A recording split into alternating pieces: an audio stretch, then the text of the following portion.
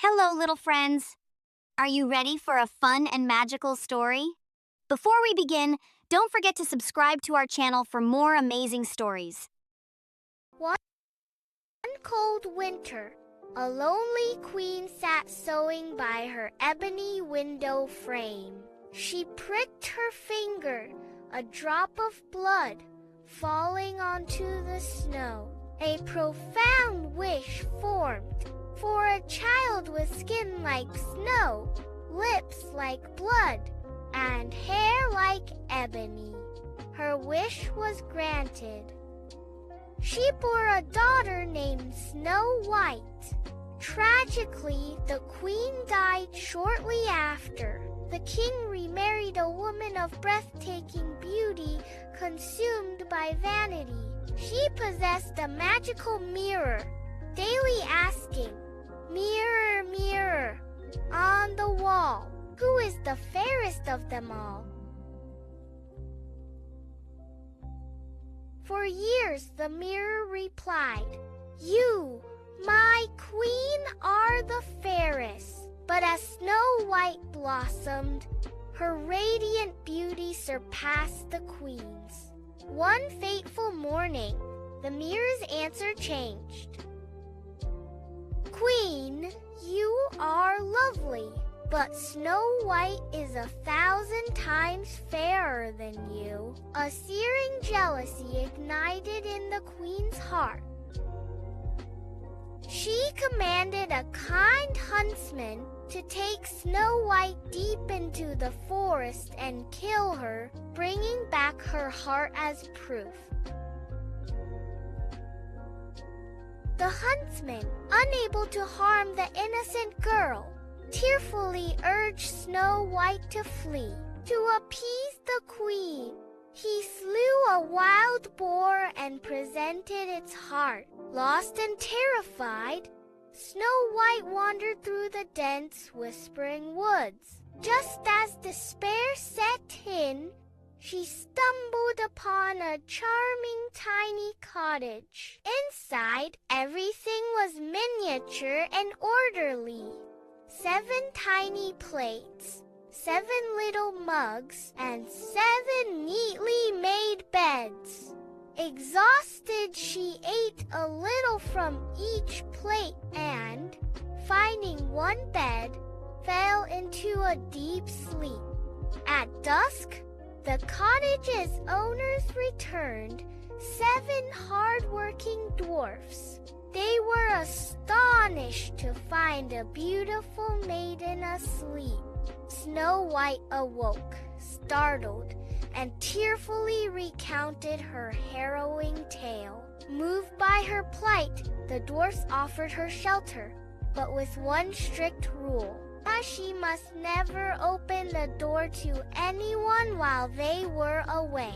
Back at the castle, the vain queen, believing Snow White dead, consulted her mirror. To her horror, it revealed the truth.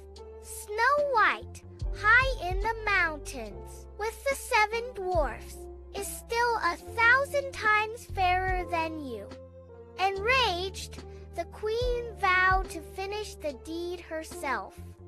Disguising herself as an old peddler, she journeyed to the cottage. Snow White, forgetting the warning, opened the door. The peddler offered a beautiful, intricately laced bodice. As the queen tightened the laces, Snow White gasped and fainted. The dwarfs returned just in time, cut the suffocating laces, and revived her. Undeterred, the queen tried again, disguised as a different old woman, offering a glittering poisoned comb. Snow White, again forgetting her promise, allowed the woman to comb her hair. The moment the comb touched her scalp, she fell unconscious. Once more the dwarfs arrived, discovered the comb, pulled it out, and Snow White slowly came back to life. Finally, the queen crafted a magnificent deadly apple. One side was pristine white, the other a vibrant red. Disguised as a farmer's wife, she approached the cottage. Snow White, wary, refused the apple. To prove it safe, the queen bit into the white side. Convinced, Snow White bit into the luscious red side. Instantly, the poison took hold and she fell, seemingly dead. The dwarfs, finding Snow White lifeless, were inconsolable. They fashioned a magnificent glass coffin adorned with gold and placed her gently inside, carrying it to a peaceful forest hill. There, they kept a constant vigil, for she still looked as if she were merely sleeping. One day, a handsome prince, riding through the forest, he saw the radiant maiden in the glass coffin. Captivated, he learned her tragic story and pleaded to take the coffin to his castle, promising to honor her. Reluctantly, the dwarfs agreed. As the prince's men carefully lifted the heavy coffin, one stumbled, causing a sudden jolt.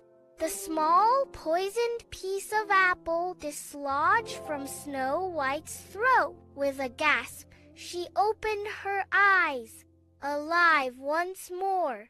The prince, overjoyed, immediately asked for her hand in marriage. Snow White, her heart filled with gratitude, happily agreed.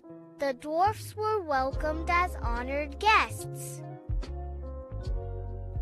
News of the wedding reached the vain queen, who consulted her mirror one last time. Snow White, it declared, is now queen, and 1,000 times fairer than you. Overcome with rage, the queen attended the wedding in disguise.